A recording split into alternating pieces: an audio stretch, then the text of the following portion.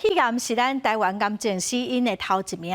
国民健康署对去年的7月份开始提供有食薰的人，搁有肺癌家族史的人2档1排的肺癌体检。伫这段时间，咱全国有2万多人接受体检，就发现讲有160个人有得到肺癌，所以早期体检得当早期发现、早期治疗。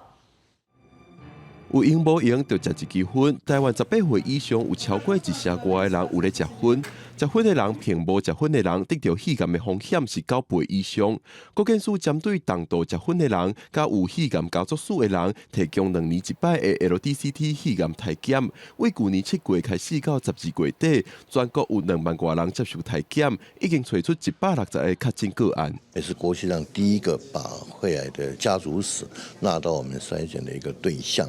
罗做 CT 的确对肺癌筛检可以早期诊断，还有降低这个肺癌的死亡率。国健署表示，肺癌是台湾癌症死因当中排头名的，主要因为早期肺癌无明显的症头，等到明显症头出现，多数拢已经是尾期。去年肺癌体检的160个确诊个案，8成以上拢是0期到1期。根据调查，早期肺癌5年存活率会使超过9成。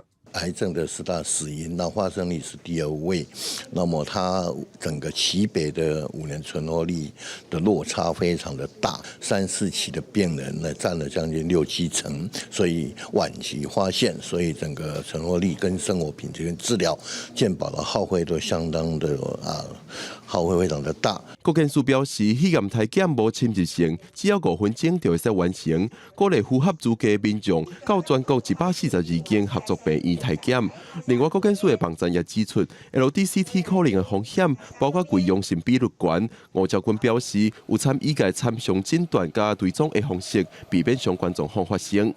记者郭文条随台北报道。